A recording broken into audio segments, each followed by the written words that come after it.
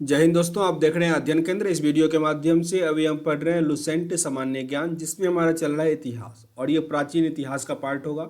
आज जो हमारा एक्सरसाइज है वो है 16वां, जिसके अंतर्गत हम पढ़ेंगे ब्राह्मण साम्राज्य।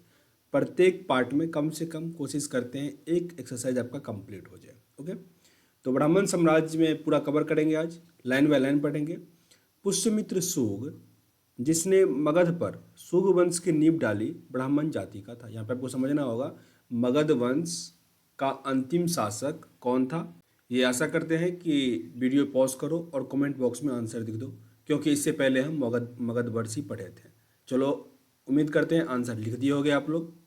मगध वंश का अंतिम शासक कौन था? बृहद्रथ था। बृहद्रथ, ठीक। उसका सेनापति था सुग। सेनापति ने उसको मीन्स मार दिया और फिर पुष्यमित्र सुग ने सुग वंश का नींव डाला। ये क्लियर हुआ? तो यहाँ से दो प्रश्न आएगा आपका कि सुग वंश का अंतिम शासक या सुग वंश का नींव किसने डाला? तो पुष्यमित्र सुग ने। और उससे भी अधिक इम्पोर्टेंट ये था कि मगध वंश का अंतिम शासक कौन था? बृहद्रथ था। क्लियर? और पुष्यमित्र सुग जो था वो ब्राह्मण जाति का था, इसीलिए इसे ब्राह्मण साम्राज्य भी कहा जाता है। सुग शासकों ने अपनी राजधानी विदिशा में स्थापित की। सुग शासकों ने अपनी राजधानी कहाँ स्थापित की? तो विदिशा में। राजधानी काफ़ी इंपॉर्टेंट होता है हर शासक का, जो शासक थोड़े इंपॉर्टेंट है। इंडो यूनानी शासक मिनांडर को पुष्यमित्र सुग ने पराजित कर दिया। ओके, इंडो यूनानी शासक एक मिनांडर था, काफ़ी फेमस था, जिसको पुष्यमित्र सुग ने क्या कर दिया? पराजित कर दिया। पुष्यमित्र सुग ने 2 बार अश्वमेध यज्ञ किया था, जिसके लिए पतंजलि ने अश्वमेध यज्ञ कराए थे। आपको यहाँ पे फिर कमेंट बॉक्स में बताना है कि ये पतंजलि जो था वो किस लिए प्रसिद्ध है। पतंजलि किस लिए प्रसिद्ध है? ओके, आगे है भरूत स्तूप का निर्माण पुष्यमित्र सुग ने करवाया था। इसको याद कर लो। पुष्यमित्र सुग का एक ही स्तूप फेमस है, वो है भरूत का स्तूप। क्योंकि जब भी आपके स्तूप से प्रश्न आता है आप उसमें अशोक पे टिक कर देते हो, पर याद रखो भरूत स्तूप किसका था? पुष्यमित्र सुग का था। ओके, सुग वंश का अंतिम शासक देवभूति था। सुग वंश का अंतिम शासक देवभूति था, जिसकी हत्या 73 ईसा पूर्व में वासुदेव ने कर दिया। और इस मीन्स ये जो सुग वंश था उसके जगह पे उसने क्या कर दिया? कण्व वंश का स्थापना कर दिया। अब यहाँ पे फिर आप समझो, यहाँ से इंपॉर्टेंट प्रश्न क्या बनेगा कि देवभूति, इसका नाम याद रखो। सुग वंश का अंतिम शासक कौन था? देवभूति। सुग वंश का अंतिम शासक कौन था? देवभूति। जबकि नींव किसने रखा था? पुष्यमित्र सुग ने। और यहाँ से स्टार्ट होता है कण्व वंश का। कण्व वंश के संस्थापक कौन हुए? वासुदेव। ओके, फिर है आगे कण्व वंश का अंतिम राजा कौन हुआ? सुशर्मा। क्योंकि इस वंश में अधिकतर क्या हुआ कि उसके जो सेनापति होते थे वो अपने राजा का हत्या कर देता था और फिर वो अपना साम्राज्य बना लेता था। तो यहाँ पे कण्व वंश का अंतिम शासक कौन है? सुशर्मा। और उसका पहला शासक कौन था? वासुदेव। तो सुशर्मा अंतिम शासक बना, लेकिन सुशर्मा को किसने मार दिया होगा?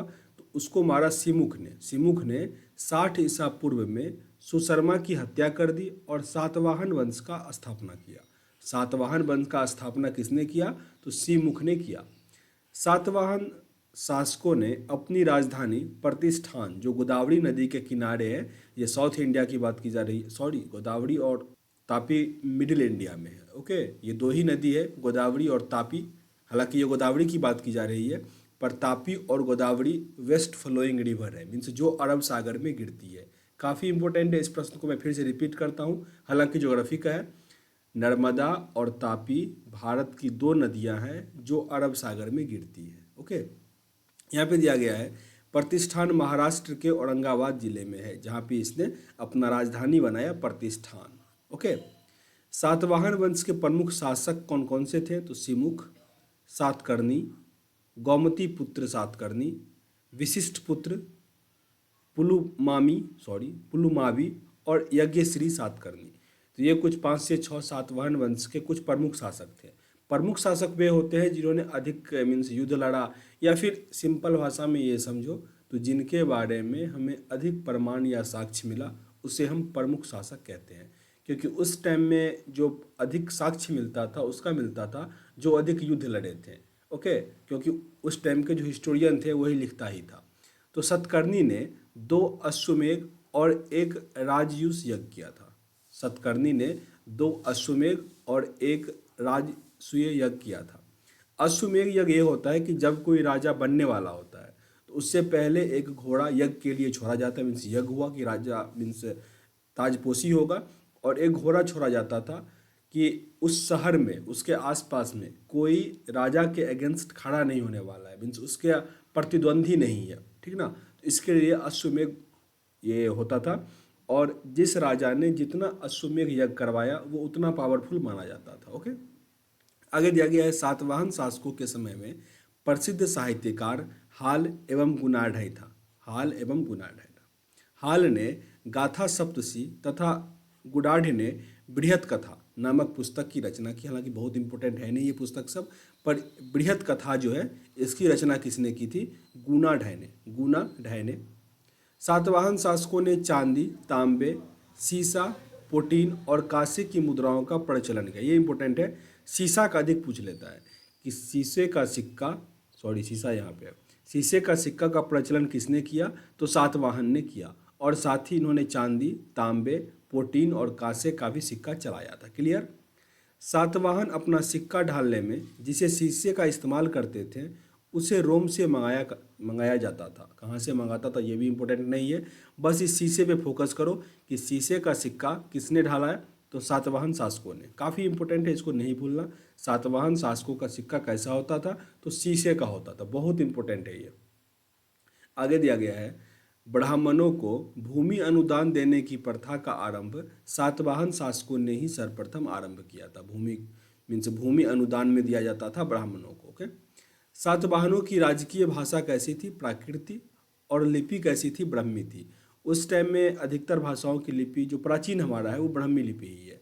तो भाषा कैसा था उस टाइम में? प्राकृत, और लिपि कैसा था? ब्राह्मी था। ये इंपॉर्टेंट है, याद रखना। सातवाहन का राजकीय भाषा कैसा था? प्राकृत, और लिपि कैसा था? ब्राह्मी था। सातवाहन में हमें मृत तंत्रात्मक ढांचे का आवास मिलता है। उनके राजाओं के नाम उनकी माताओं के नाम पर रखने की प्रथा थी।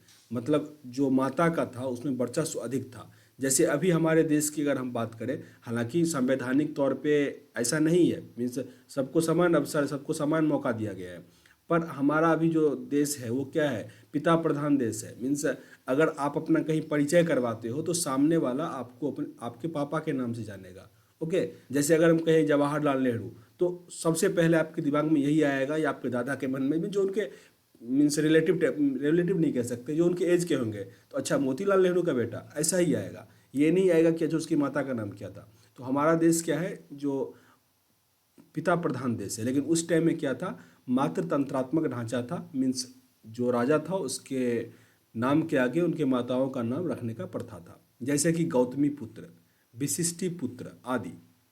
लेकिन सातवाहन राजकुल पृथ तंत्रात्मक थे। लेकिन सातवाहन क्या हो गया? लेकिन राजा का जो घर था सातवाहन कुल में ही, जो राजकुल था, जो राजा बनता था, उसका जो मीन्स खानदान चलता था, उसका जो फैमिली चलता था, तो उसमें पिता का नाम जोड़ा जाता था। समझ रहे हो? मीन्स सातवाहन में जो गौ था, जो आम लोग थे, वहाँ पे मात्र तंत्रात्मक था।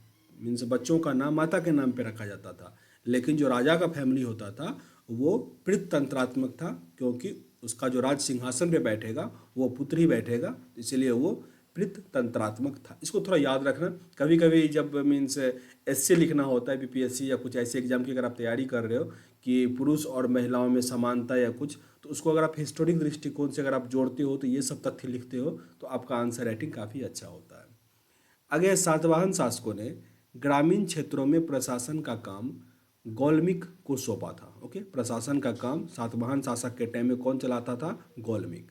गौलमिक एक सैनिक टुकड़ी का प्रधान होता था, जिसमें 9 रथ, 9 हाथी, 25 घोड़े और 45 पैदल सैनिक होते थे। सातवाहन की महत्वपूर्ण स्थापत्य कृतियां में से क्या सब है? कार्ले का चैत्य, अजंता और एलोरा की गुफाओं का निर्माण, सबसे इंपॉर्टेंट यही है इसका। ओके, अमरावती कला का विकास, इसको फिर से रिपीट कर लो। ये अजंता और एलोरा का गुफा का निर्माण किसने करवाया था? तो सातवाहन के शासकों ने करवाया था। काफ़ी इंपॉर्टेंट है, इसको कभी नहीं भूलना। अजंता और एलोरा की गुफाओं का निर्माण किसने करवाया? सातवाहन शासकों ने करवाया। सातकर्णी एवं अन्य सभी सातवाहन शासक दक्षिणा पंथ के स्वामी कहे जाते थे। यह क्लियर है। आगे नोट में दिया गया है, सातवाहन राज्य ने उत्तर और दक्षिण भारत के बीच सेतु का काम किया है, मीन्स जोड़ने का काम किया है, नहीं तो ये दोनों एक अलग प्रांत की तरह काम करता था। क्लियर। तो यहाँ आपका सातवाहन मीन्स जो ब्राह्मण वंश था वो कंप्लीट हो गया। आगे हमारा है भारत के यवन राज्य, तो इसको हम अगले वीडियो में कवर करेंगे।